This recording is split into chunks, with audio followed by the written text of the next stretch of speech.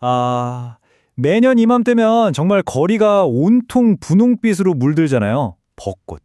생각만 해도 설레죠? 근데요, 이 화려한 모습 뒤에 사실 우리 벚나무들이 조용히 비명을 지르고 있다는 사실 알고 계셨나요?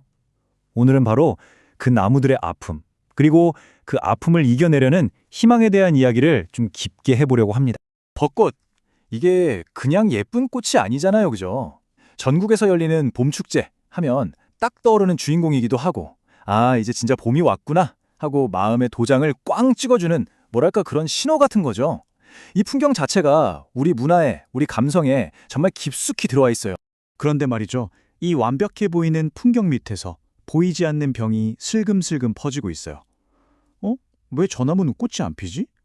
아니, 저 나무는 왜 저렇게 쉼없이 죽어가고 있지? 이런 생각 해보신 적 없으세요? 바로 이 질문에서부터 오늘 우리가 함께 떠날 이야기가 시작됩니다. 자, 그럼 첫 번째 이야기부터 시작해 볼까요? 진짜 아이러니한 게 뭔지 아세요? 문제의 시작이 바로 우리가 벚꽃을 너무나 사랑한다는 것, 바로 거기서부터라는 겁니다. 우리가 벚나무를 심어온 그 방식 자체가 사실은 문제를 키우고 있었던 거죠. 지금 화면에 보이는 이 숫자 23% 한번 보세요.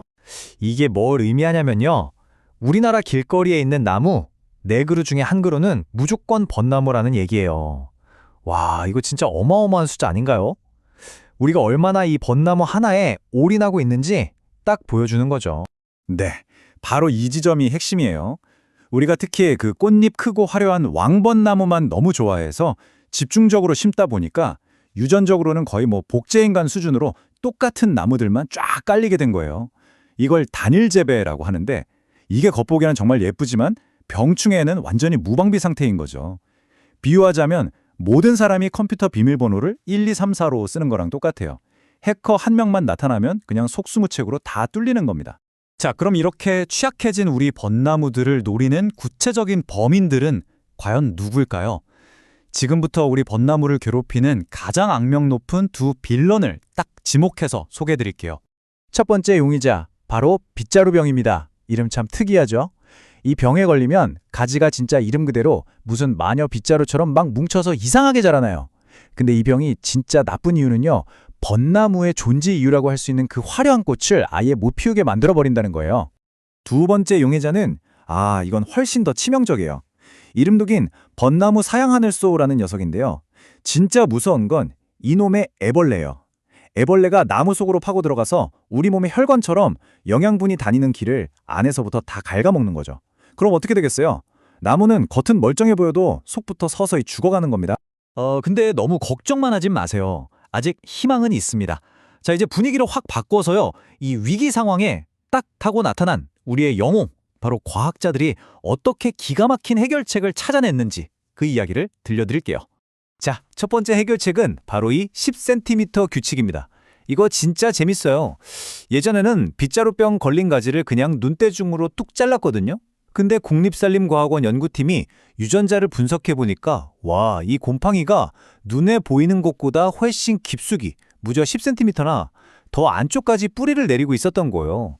그러니까 이제는 감으로 자르면 안 되고 병든 부분에서부터 건강한 가지 쪽으로 정확히 10cm 아래를 잘라내야만 완벽하게 재발을 막을 수 있다는 걸 드디어 알아낸 거죠.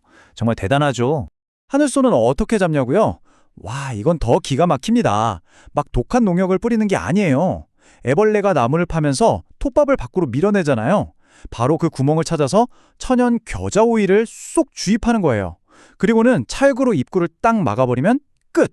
그럼 이 오일이 안에서 증발하면서 다른 데는 전혀 피해 안 주고 나무 속에 숨어있는 애벌레만 정확하게 잡는 거죠.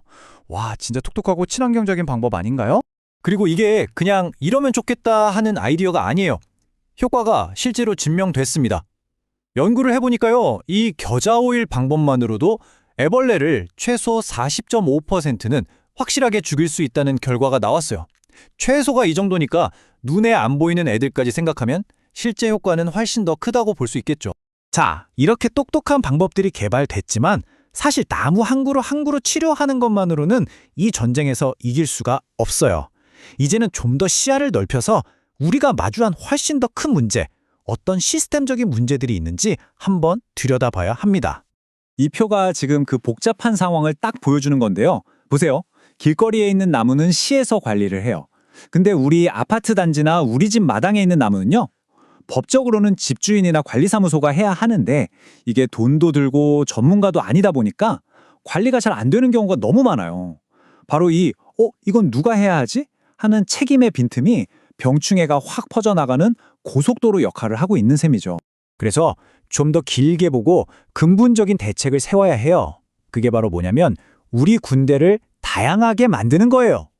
지금처럼 왕벚나무 군단 하나만 쭉 세워놓는 게 아니라 빗자루병이나 하늘소에 원래부터 강한 3번나무 같은 다른 병사들도 같이 섞어서 심는 거죠. 이렇게 하면 설령 한쪽에서 병이 돌아도 전체로 쪽 퍼지는 걸 막아주는 일종의 생태 방화벽이 만들어지는 겁니다. 그런데 이 모든 문제를 훨씬 더 어렵게 만드는 뭐랄까 최종 보스 같은 존재가 있어요. 바로 기후변화입니다. 지구가 점점 따뜻해지니까 해충들이 활동하는 시간은 길어지고 옛날엔 추워서 우리나라에서 겨울을 못 나던 새로운 외국 해충들까지 막 쳐들어오고 있어요. 이건 뭐 게임의 규칙 자체가 우리한테 불리하게 바뀌고 있는 거죠. 자, 그럼 마지막으로 제일 중요한 질문을 던져볼게요. 이 거대한 싸움에서 과연 우리 한 사람 한 사람이 할 수 있는 일은 뭘까요? 놀라지 마세요. 여러분 손에 들린 바로 그 스마트폰이 사실은 이 싸움의 가장 강력한 무기가 될 수 있습니다. 그 무기가 뭐냐면요. 바로 산림청에서 만든 스마트 산림재해라는 앱이에요.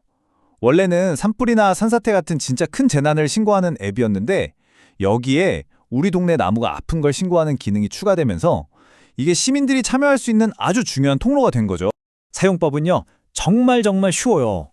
그냥 산책하다가 나무 밑에 톱밥가루가 있네? 저 가지 모양이 좀 이상한데 싶으면 바로 3가지만 기억하세요. 첫째, 발견한다. 둘째, 앱으로 바로 찍는다. 셋째, 보낸다. 끝! 정말 간단하죠? 여러분이 이렇게 한 번만 딱 신고해 주시는 게 전문가들이 문제를 초기에 발견해서 빨리 해결할 수 있게 돕는 엄청나게 중요한 정보가 되는 거예요.